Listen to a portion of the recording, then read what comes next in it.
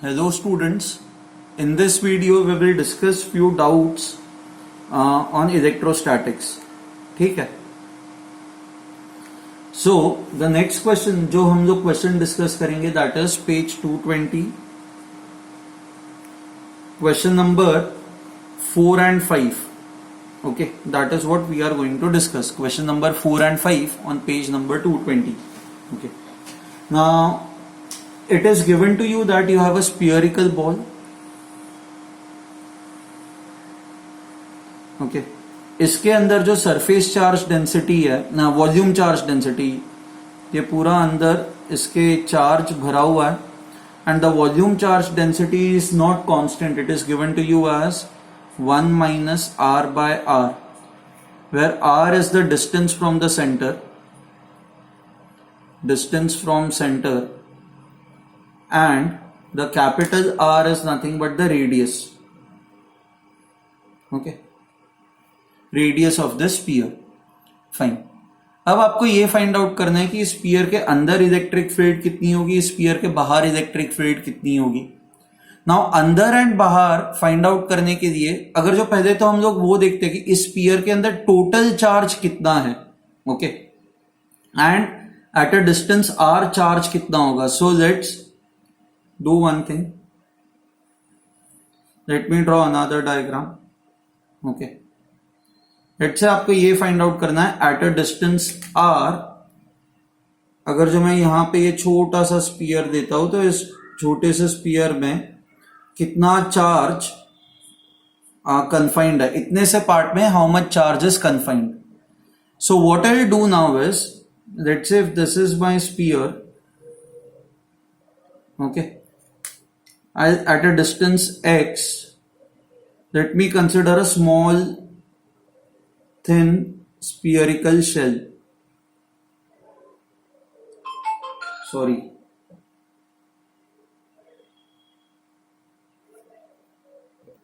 ना इस छोटे से शेल का जो वॉल्यूम होगा, सो इसका थिकनेस जो होगा दैट विल बी dx. तो इसका जो वॉल्यूम होगा dv that will be equal to 4 pi x square dx. So इतने से छोटे से ये जो शेल है इसमें कितना चार्ज एनक्लोज्ड होगा.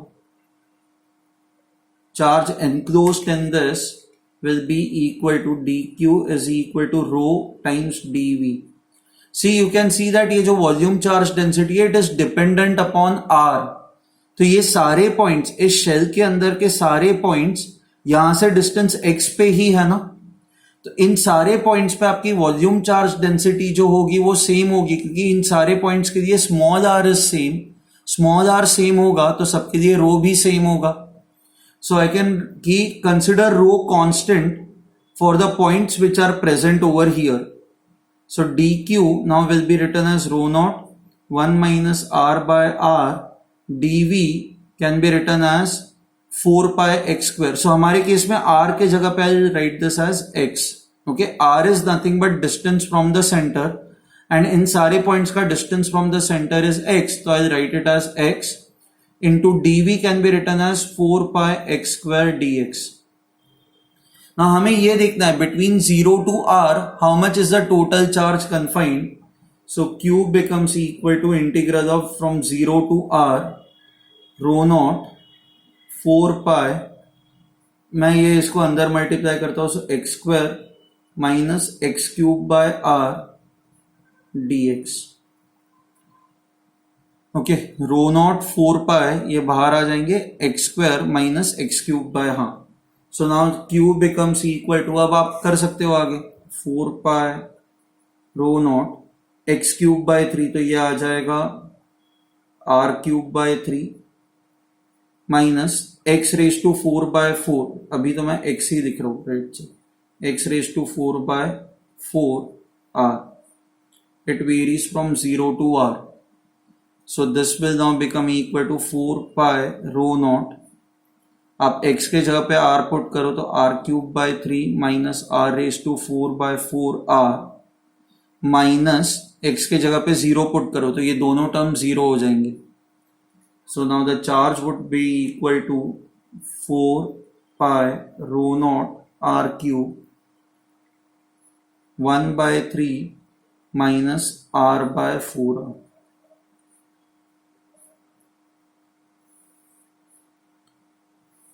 Okay, so this is basically the charge in this sphere. अगर जो आप ये स्पीयर ऑफ रेडियस आर देते हो तो इसमें इतना चार्ज कन्फाइंड है।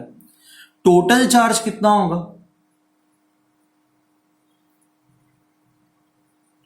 टोटल चार्ज बेसिकली हमें पता है कि चार्ज जो है वो यहां तक ही है ना, यहीं तक है, इसके बाहर तो चार्ज है नहीं, तो आप स्मॉल आर की जगह पे कैपिटल आर पुट करोगे। सो टोटल चार्ज जो है, for total charge I'll put small r is equal to capital R. Therefore Q becomes equal to 4 pi rho naught, ये capital R cube 1 by 3 minus capital R by 4R. So this total charge would now become equal to 4 pi rho naught R cube. ठीक है, ये R R cut हो जाएगा, 1 by 3 minus 1 by 4, this you will get it as 1 by 12. So your total charge would be equal to pi rho naught R cube by 430. This is the total charge. अब आपको पहले तो electric field इसके अंदर find out करनी है। So let's say at a distance r electric field कितनी होगी, तो हम लोग गॉस लॉ अप्लाई करेंगे। सो let's say at a distance r you have to find out electric field, तो आप ये इस तरह का एक गॉसियन सरफेस बनाओगे।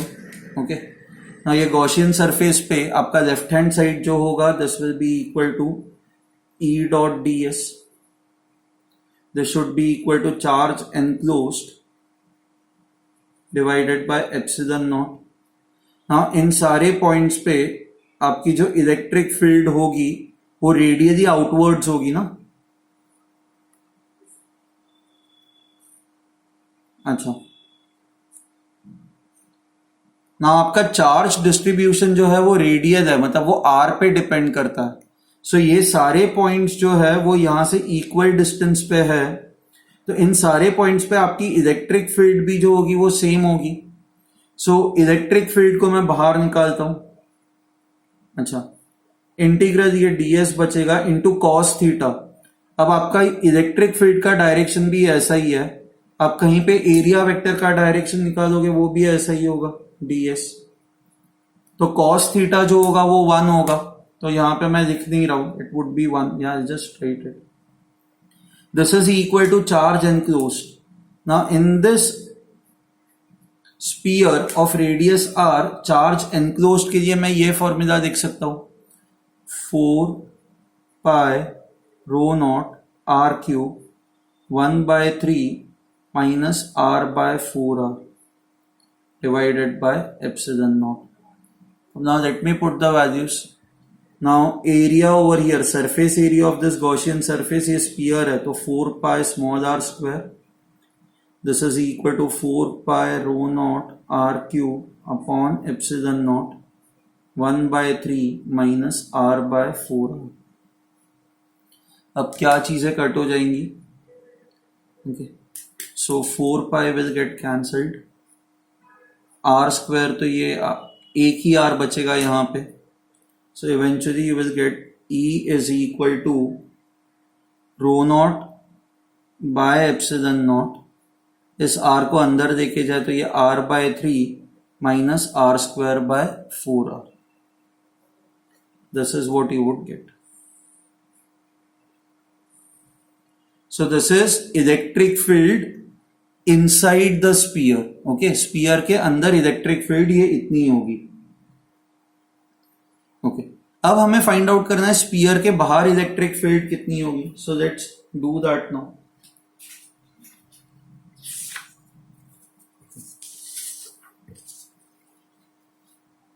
Now to find electric field outside the sphere, आप स्पीयर को पॉइंट चार्ज से रिप्लेस कर सकते हो ना, you can replace sphere by the point charge.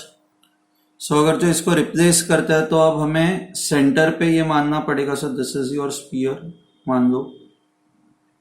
सो हम लोग इस स्पीयर को एक पॉइंट चार्ज से रिप्लेस करेंगे which will have same charge that is present over here. यहाँ पे टोटल चार्ज कितना प्रेजेंट है ये हम लोगों ने निकाला था, this is the charge Q.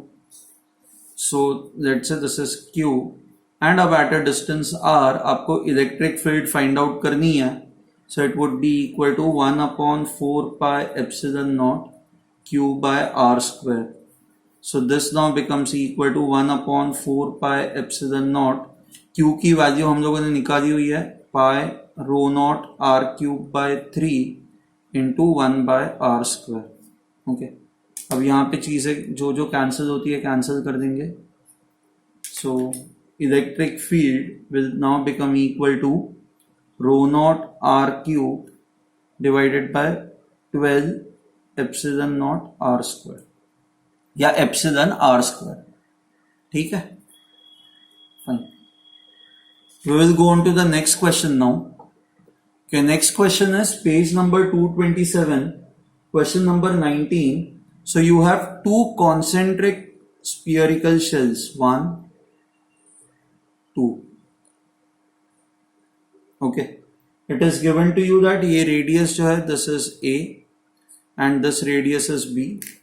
ये दो shells के बीच वाली जो ये area है यहाँ पे we have put the charge over here. यहाँ पे हमने चार्ज डाल दिया है एंड यहाँ पे ये जो वॉल्यूम चार्ज डेंसिटी है this is given by C/R. Okay, now अब ये लोग आपको क्या पूछ रहा है, the question says this, find the value of C. Okay, find the value of C such that the electric field in this region, electric field in the region between the spheres is constant. So यहां पे electric field is independent of R. ये इन्होंने आपको दिया हुआ है. अच्छा, they have given you one more thing. A point charge Q is placed at the origin. Okay, so यहां पे भी हम लोगों ने एक point charge Q रखा हुआ है, that is the center. A point charge Q is also placed over here. Now let's do one thing. Let's find out electric field at any point over here. यहां पे किसी भी point पे electric field find out करने की कोशिश करता है. सो ये कैसे करेंगे हम लोग? लेट्स से ये I draw the diagram again. ये अंदर वाला शेड है, ये बाहर वाला शेड है. Now you can see that volume charge density only depends upon R. So which means at a distance R, अगर जो मैं एक ऐसे सारे पॉइंट्स कंसिडर करता हूं,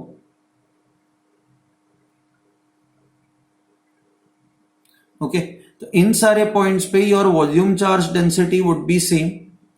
ओके, मोरेवर अगर जो आपका चार्ज जो है वो रेडियली डिस्ट्रीब्यूटेड है, मतलब व्हाट आई मीन इज कि एट अ डिस्टेंस R जो सारे पॉइंट्स हैं इन सारे पॉइंट्स पे वॉल्यूम चार्ज डेंसिटी सेम है, तो आई कैन से इन सारे पॉइंट्स पे ये चार्ज डिस्ट्रीब्यूशन इस हिसाब से होगा कि इन सारे पॉइंट्स पे इलेक्ट्रिक फील्ड भी सेम होगी, क्योंकि ये सारे पॉइंट्स जो है वो सेंटर से सेम डिस्टेंस पे ही है एंड सेंटर से सेम डिस्टेंस पे ये volume charge density is also same.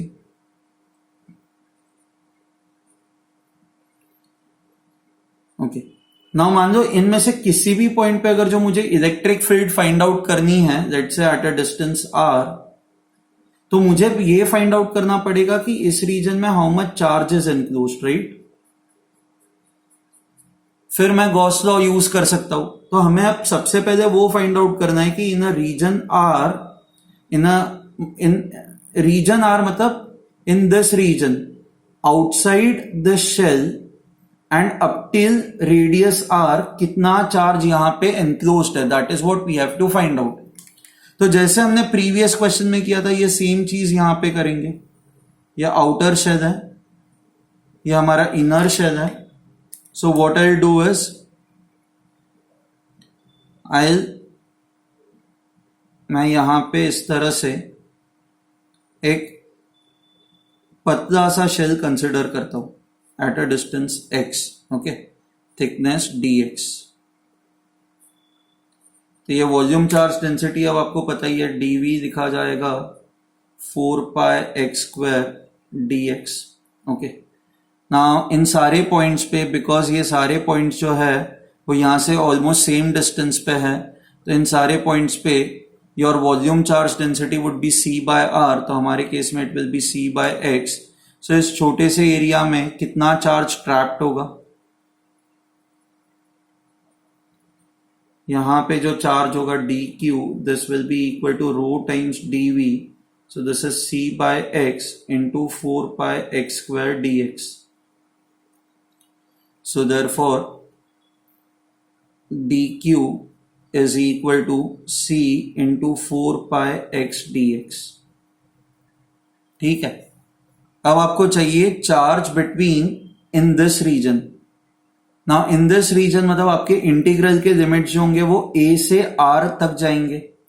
So therefore charge in this region q,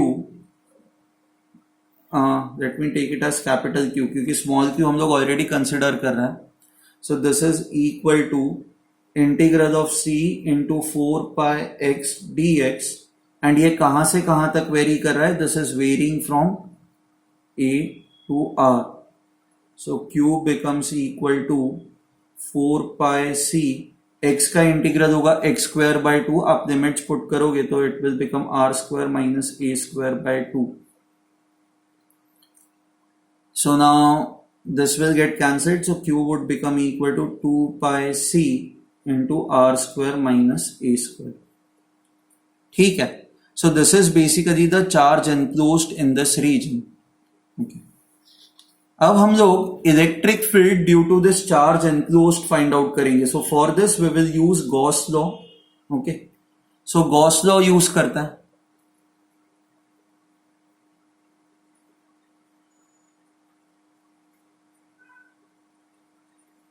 due to enclosed charge. So this is basically charge enclosed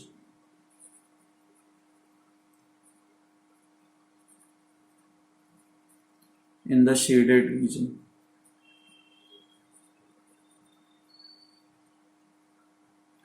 So to find electric field due to enclosed charge, so मैं वापस Gauss law use करता हूं.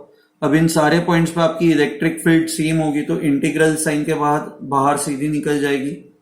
इसका surface area होगा 4 pi r square. This is, मैं सीधा Gauss law लिख रहा हूं. This will be equal to charge enclosed, that is 2 pi c r square minus a square divided by epsilon naught. So क्या क्या चीजें कट हो जाएंगी? Pi pi. Okay, so now electric field will be equal to, ये 2 और 2 cut हो जाएगा. So you will get this as C r square minus a square upon 2 r square epsilon naught. So this will be the electric field due to enclosed charge. So at a distance r, electric field due to enclosed charge ये है. Let me call this as E1. At the same time यहां पे centre पे भी तो एक charge Q है जो at a distance r electric field produce कर सकता है. तो electric field produced by this charge Q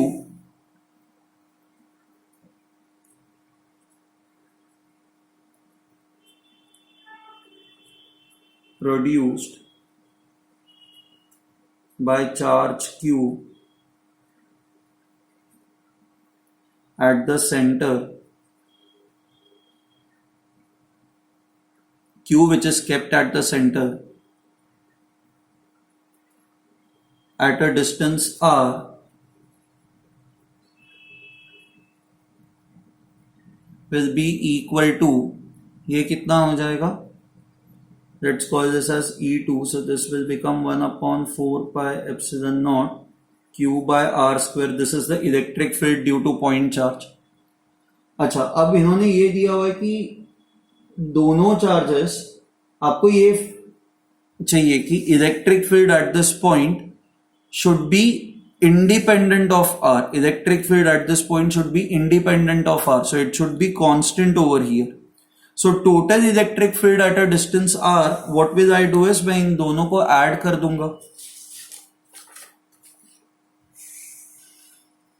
So total electric field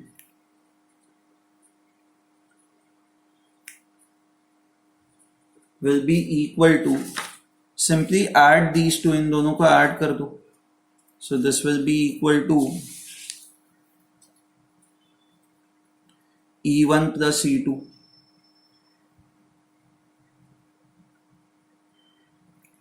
So this is equal to C R square minus A square upon 2 R square epsilon naught plus 1 upon 4 pi epsilon naught Q by R square. Okay. Now this would be equal to, this is equal to, अब इसको और solve करते जाएंगे. आपको ऐसा एक expression चाहिए जिसमें R आए ही नहीं, R एलिमिनेट हो जाए. Okay. Now how will this happen? So let's do this now. So क्या क्या चीजें कांस्टेंट है? R स्क्वायर बस बाहर निकालता है एंड एप्सिलॉन नॉट बाहर निकालता है. So what I'll get is C R square minus A square by 2 plus this will become equal to Q divided by 4 pi. Okay. So this will now become equal to 1 upon R square epsilon naught C R square by 2 minus C A square by 2 plus Q by 4 pi. अब आप लोग ही सोचो, somehow आपको R को eliminate करना. सो इस R को eliminate करने के लिए अगर जो अंदर बस ये टर्म बच जाता है तो R स्क्वायर और R स्क्वायर कट हो जाएगा ना. So for that this should be equal to 0, क्योंकि अगर जो ये 0 हो गया तो ये R स्क्वायर और R स्क्वायर कट हो जाएगा and you will simply get electric field as C by 2 epsilon naught which is a constant. So हमें this should be made equal to 0. So I write this as Q by 4 pi minus C A square by 2. This should be equal to 0. So Q by 4 pi is equal to C A square by 2. So this will get cancelled 2. So अब हमें C चाहिए. So C would become equal to Q divided by 2 pi A square. So I hope you have understood this. इसमें आपको doubt नहीं है. And अगर जो ये दोनों इक्वल हो जाएंगे, so therefore your electric field would be equal to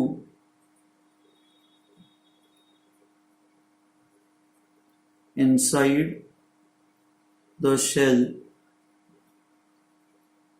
Okay, that is between the shells. Shells will be equal to, अब ये तो 0 हो गया, so this will become equal to 1 upon R square epsilon naught into C R square by 2. तो ये R square और R square अब cut हो जाएगा, so you will get this as C by 2 epsilon naught and C की value ये put कर देता है, so this will become equal to Q divided by 4 pi epsilon naught A square. Okay. So this will be the electric field. Fine. आप ना ये directly भी बोल सकते हो, ओके, कि ये इलेक्ट्रिक फील्ड इतनी ही क्यों होगी, व्हाई वुड इलेक्ट्रिक फील्ड. ये करने के लिए तो आपको ये सब करना पड़ेगा, बट लेट्स से ये आपका शेल है ना. अच्छा, आप ये कह रहे हो यहां से लेके यहां तक आपकी इलेक्ट्रिक फील्ड सेम होनी चाहिए. इस पूरे रीजन में आपकी इलेक्ट्रिक फील्ड जो है it should remain constant. Okay. हाँ, अगर जो यहां पे इलेक्ट्रिक फील्ड फाइंड आउट करने की कोशिश करोगे तो चार्ज एनक्लोज तो कुछ है ही नहीं. सो इन सारे पॉइंट्स पे इलेक्ट्रिक फील्ड जो बस होगी वो इसी चार्ज Q के वजह से ही होगी ना, जो सेंटर पे है, क्योंकि बाकी जो चार्जेस है वो सारे इसके बाहर है. तो इन सारे पॉइंट्स पे आपकी इलेक्ट्रिक फील्ड कितनी होगी, it will be only due to charge Q and this will be equal to 1/4πε0 q divided by this distance, that is a, q by a square. And we are saying कि जितनी field यहां पे है वो सारी मतलब same field हर जगह पे होनी चाहिए. तो विच मीन्स अगर जो यहां पे ये इतनी फील्ड है जो हमने डायरेक्टली बता दी, तो इन सारे पॉइंट्स पे भी फील्ड आपकी इतनी ही होगी. ओके, बट ये क्यों हम लोग कर रहे हैं? क्योंकि क्वेश्चन में ही आपको दिया हुआ है कि इन सारे पॉइंट्स पे electric field should be constant. हमें कंडीशन ही वैसे निकालनी है कि इन सारे पॉइंट्स पे इलेक्ट्रिक फील्ड जो है वो कांस्टेंट होनी चाहिए. ठीक है, so I hope you have understood this. इसमें अब आपको डाउट नहीं है. Okay, next question is we have a cube. Okay,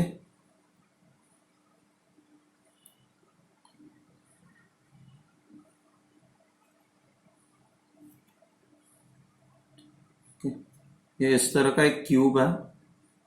okay, ना यहां पे मान लो एक चार्ज रखा गया है एक कॉर्नर पे,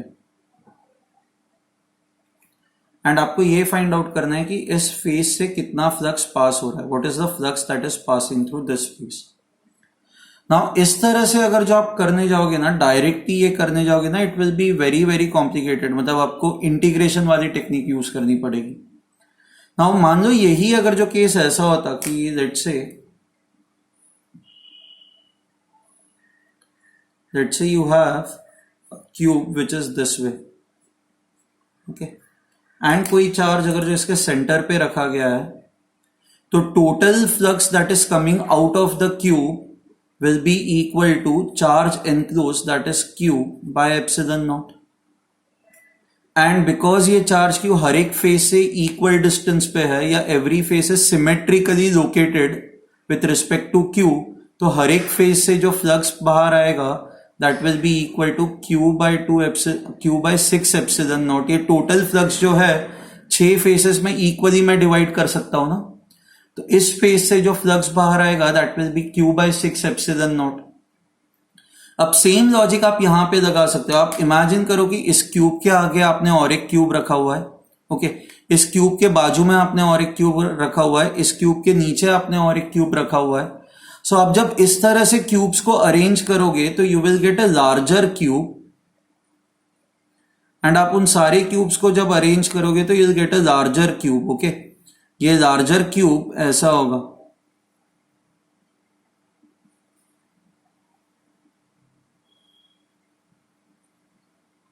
this will be the right hand face of it. वैसे ही आगे ये क्यूब होगा, पीछे की तरफ होगा. तो आप अगर जो अब इमेजिन कर सकते हो, तो what we are doing is ऐसे बहुत सारे क्यूब इसके आसपास रख रहे हैं such that this bigger cube will have a side. If this is a, ये जो आपका बड़ा क्यूब बनेगा this will have a length 2a.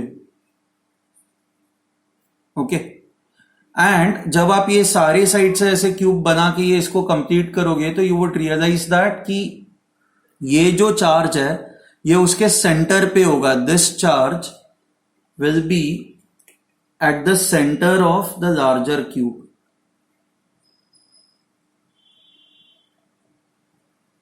Okay, this charge will now be at the centre of the larger cube. Now ये अब ऐसा ही situation हो गया. तो ऐसे केस में ये जो आपका बड़ा फेस है, किसी भी फेस से कितना फ्लक्स पास होगा? So total flux will be equal to q charge enclosed by epsilon naught. Flux through any face, this total face will be equal to, यहां से कितना, ये बड़े फेस से कितना फ्लक्स पास होगा? q by 6 epsilon naught. But हमें ये बड़े फेस से नहीं चाहिए ना, हमें तो बस इतने ही सेक्शन से चाहिए.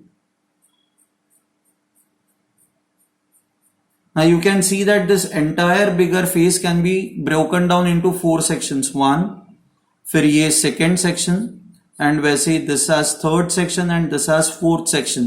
And ये जो चारों sections है they are symmetrically located with respect to this. तो अगर जो इस total face से जो flux पास हो रहा है that is q by 6 epsilon naught, तो ये q by 6 epsilon naught equally यहां से यहां से यहां से एंड यहां से पास हो रहा है.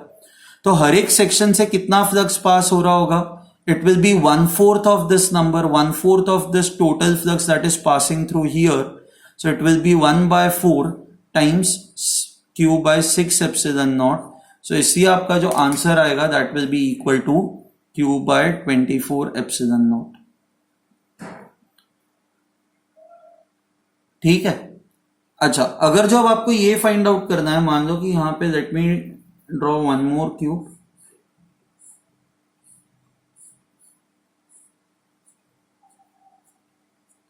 अब अगर जो आपने यहां पे एक चार्ज रखा हुआ है इस कॉर्नर पे, तो इस कॉर्नर पे जो आपने चार्ज रखा हुआ है, तो इस चार्ज के वजह से कोई भी फ्लक्स लाइन इस फेस को कट नहीं करेगी, आगे वाले फेस को. तो इस फेस से जो फ्लक्स पास होगा दैट विल बी जीरो. ये जो चार्ज है ये इस तरह से फ्लक्स लाइंस, ये फील्ड लाइंस प्रोड्यूस करता है ना. तो ये फील्ड लाइंस जो है वो इसको, इस फेस को कट नहीं करेंगी. ये जो फील्ड लाइंस है वो इस फेस को भी कट नहीं करेंगी. इन फेसेस को ये टैंजेंशियल होंगी. And similarly field lines will also not cut this face. So इन तीनों फेसेस से जो आपका फ्लक्स होगा that flux would be zero. Okay, so flux will be zero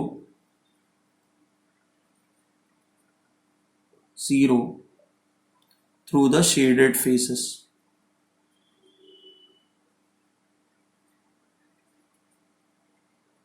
Is this fine? Okay, fine. There are few more questions that we will discuss. So वो मैं next video में आप लोगों के साथ discuss करूंगा. ठीक है? Thank you.